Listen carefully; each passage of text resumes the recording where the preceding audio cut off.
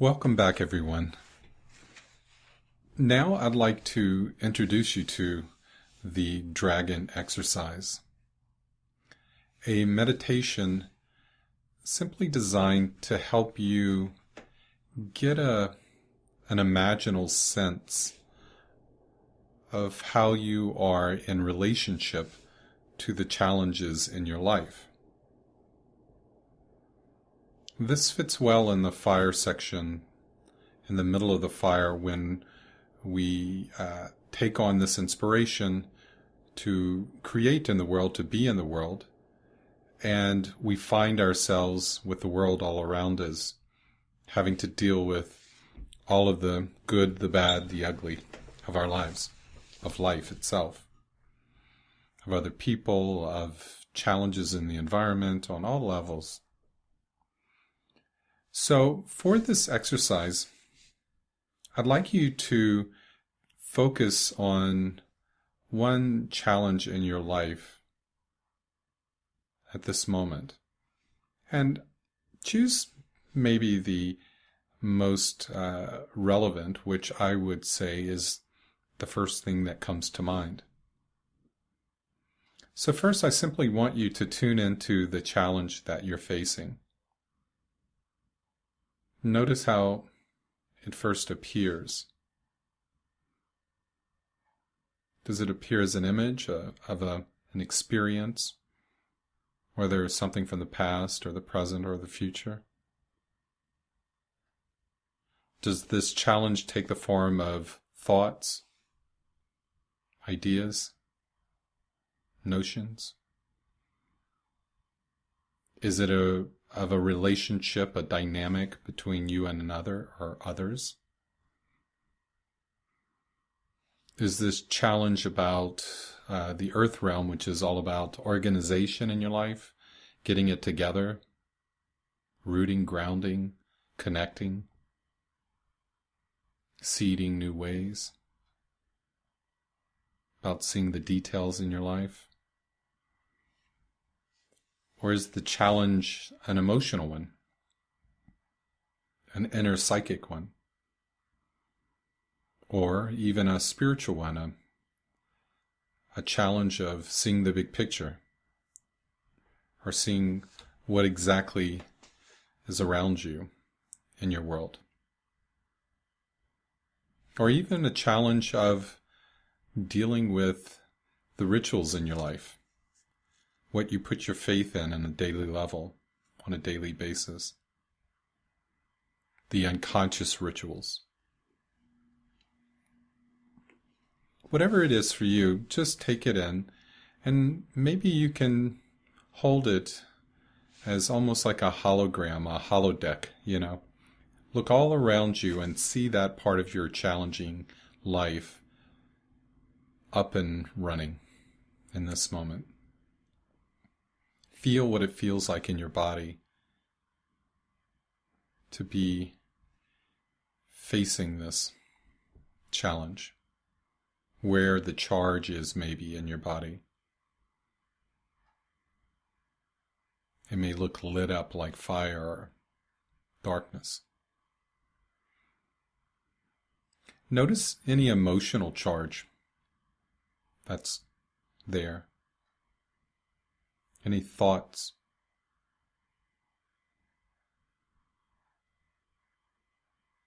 And just be with it for a moment. Tune in, turn it up. Really allow yourself to be in this problem now. It's so easy, isn't it?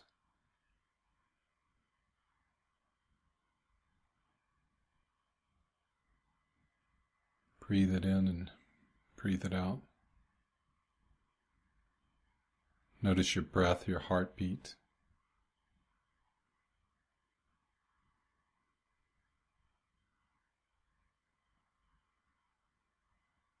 And now, in the midst of this field, I'd like you to imagine before you a dragon.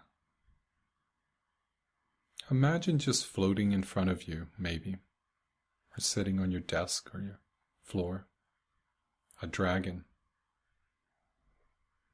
Notice how it appears if you were to say. Now again, if you have a hard time imagining, that's okay. You don't have to imagine anything. But if you were to imagine a dragon, I wonder what type of dragon that would be. What do you imagine it would look like? Think it would be? A tall dragon? A short, fat dragon? Any old dragon will do.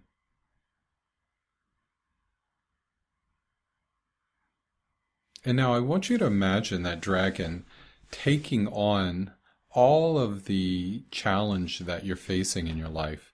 See it all zoom, flush into the dragon. Out of your body, out of the environment, just let the dragon hold it all. Like magic.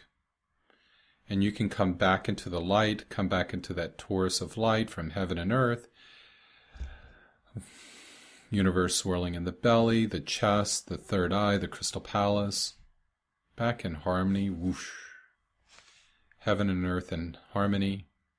Your higher nature connected to your consciousness and your lower nature, all in harmony in the heart as one consciousness. And from this place, I'd like you to look at the dragon that's emanating out, containing the challenge you're facing in your life. Notice that to be true.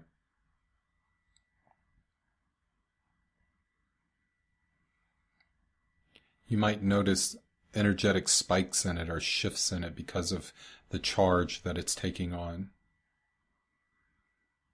Whether it's an emotional or mental or environmental or physical charge. The dragon is morphing into it now, shape-shifting. And it feels good to have it out of the body, right?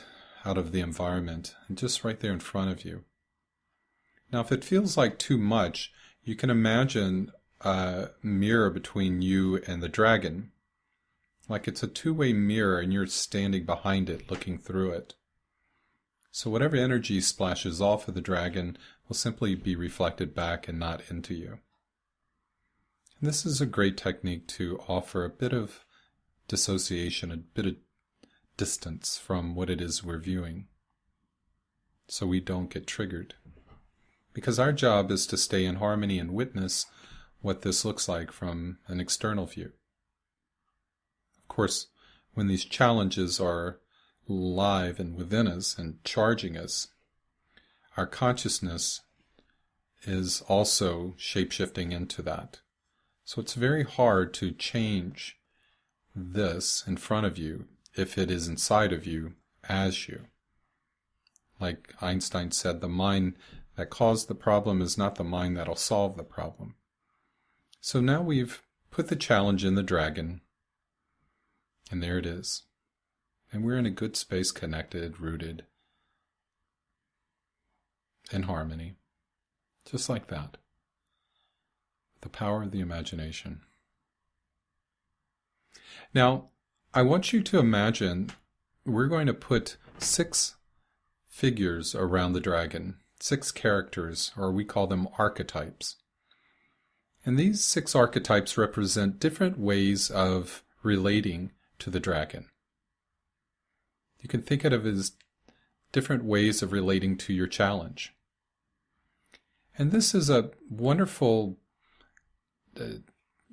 way to look at, to instantly get a sense of where you are dialed onto the dragon, the challenge in your life. The first one is the orphan.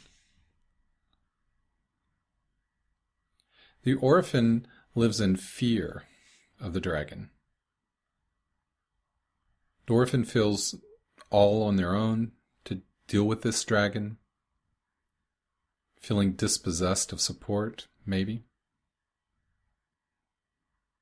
But always lives in fear of what that dragon, that challenge in their life can do to them. Notice how the orphan appears for you. If you were to imagine an orphan standing next to a dragon, fearing it, how would it stand there? Would it move? Would it be... Look at its posture, the way it moves, its facial expression, their emotional state, what they're thinking maybe, their energy. It all comes just like that. So there's the orphan, and look at the way the dragon, knowing that this orphan is fearing it, how the dragon looms over the orphan. There's a relationship there between the two, a dance.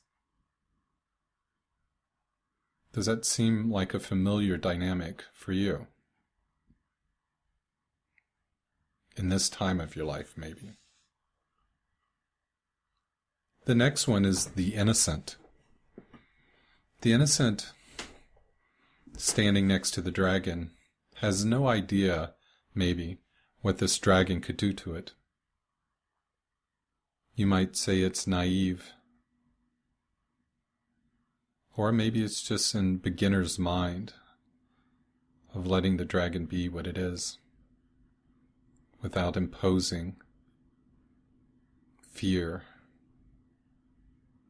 But the innocent stands next to the dragon as if it's not a problem. Have you ever had a time in your life where there were big problems in the world around you, maybe as a kid, and you were able to let it go, to not even register it? That's the innocent. Notice how the two dance. Is the dragon a bit confused by the naive innocent? There's a different relationship, a different dance between the innocent and the orphan, right? Now the next one is the martyr. Imagine a martyr standing next to your dragon, next to the innocent, next to the orphan. Now, the martyr isn't fearing what that dragon can do in the future, or isn't pretending there's no dragon there. The martyr is, in this very moment, experiencing victimization by the dragon.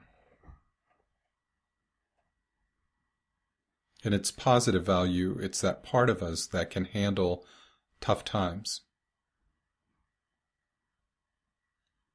In its shadow side, it's that part of us that can feel victimized, abused.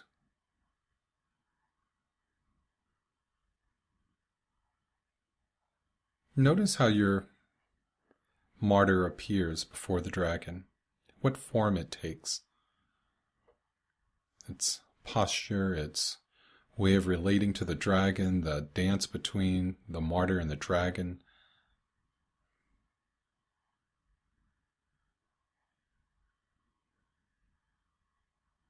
It's a very powerful dynamic.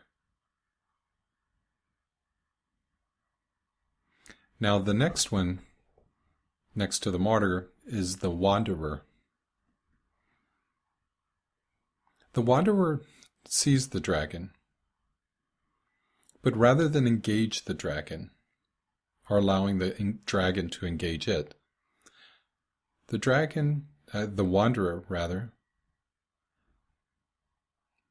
walks away.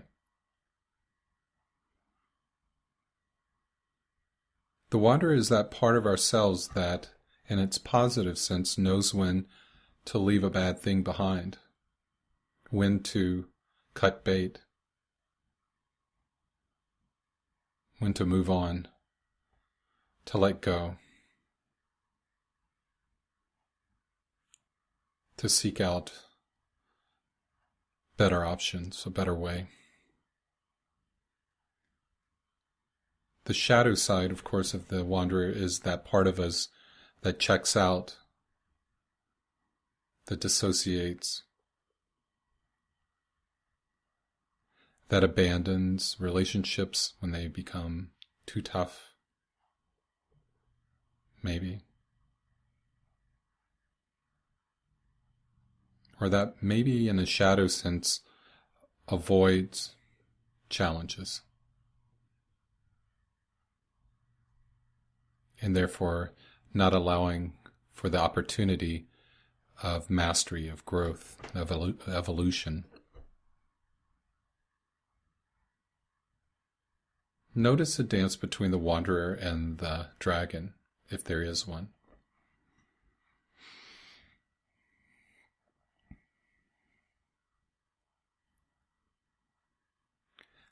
The fifth archetype is the archetype of the warrior. I would like you to imagine a warrior standing next to the dragon now. Notice how your warrior appears. Is it like the archetypal St. George slaying the dragon beneath the horse? Or are they fighting the dragon with their bare hands, or with their voice, or with their will? Notice the posture of the warrior, the way they engage the dragon in battle, and the way the battle draws the dragon in. The dance between the two. Just playfully allow that visual to appear.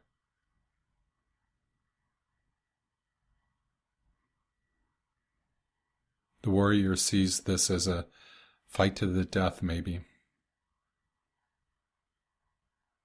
The shadow side of the warrior, of course, is when we are combative, when we see everything as a fight, when we approach all of our challenges in a combative way. The positive side, of course, is we know how to take care of ourselves in a challenging situation, that we can fight when needed.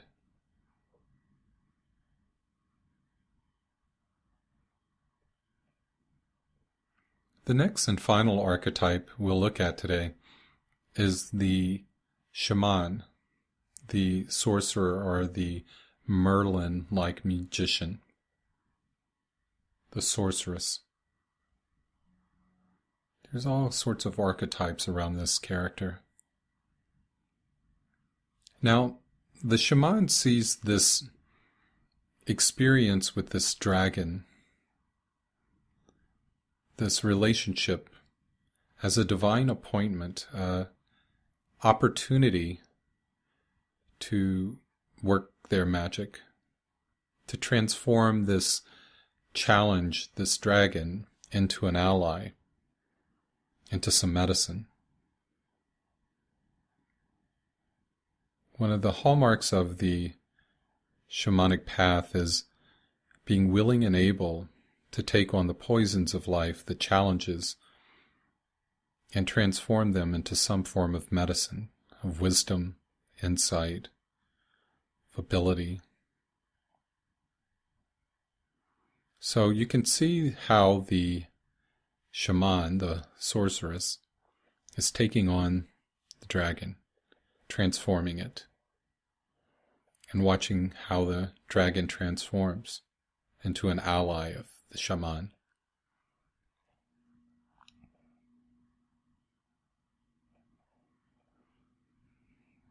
The great part of this is that the shaman sees this as not a reason to fight the dragon, or to run away from it, or to be a victim of it, or to fear it, or even to pretend it doesn't exist, but a great opportunity to take on this dragon as an ally in disguise. Given the right approach, the right medicine, the right magic, this dragon will become a resource, support.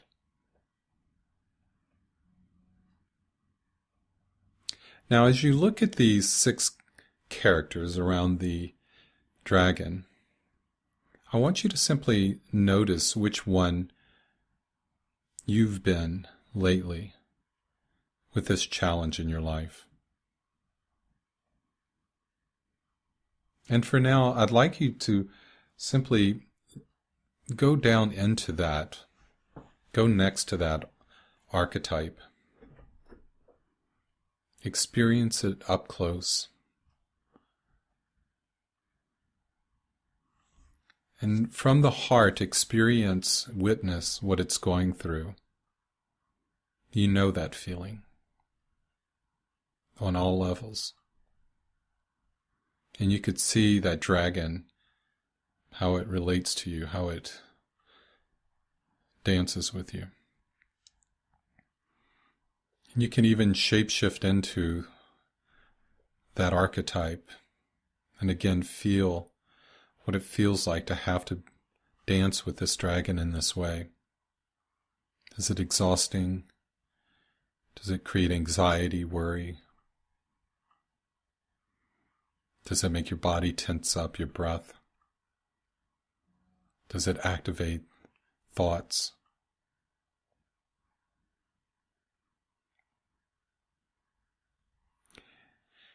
And from this place, I simply want you to imagine coming back into harmony with the torus of light, allowing the heavens to bathe over you, the earth to flow up through you like the tree of life. And there we are in the apple core of light, and you can imagine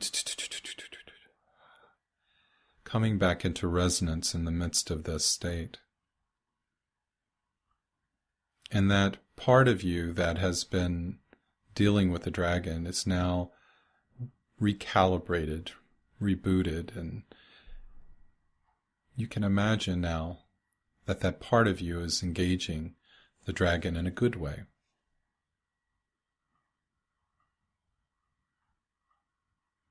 Or maybe also you can rise above the dragon and the archetypes, and you could look at the options of ways of being and choose another that might be better suited for your growth in this life right now. And as you do so, you can go into the space of that archetype, shapeshift into it, bathe in the light, bring it into harmony with heaven and earth, and let it reboot, recalibrate, transform that part of your nature to its highest nature, just like that, playfully. And imagine yourself mastering the dragon from that place.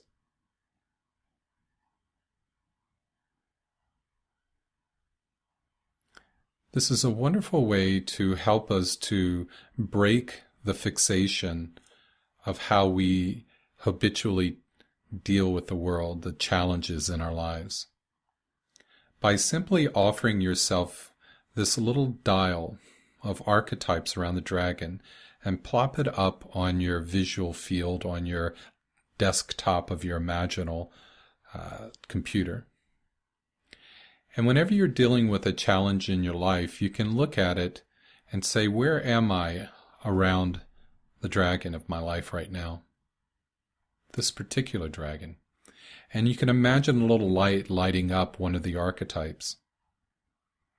And then you can tune into that and see if it is appropriate, if it's working. If not, you can choose another way. And this imaginal experience will help you gain neuroplasticity. It will allow you to have more options in the midst of these habitual ways of reacting to your world. Just one of many wonderful tools that you'll find in the imaginal, the shamanic practice. Have a great day. See you soon.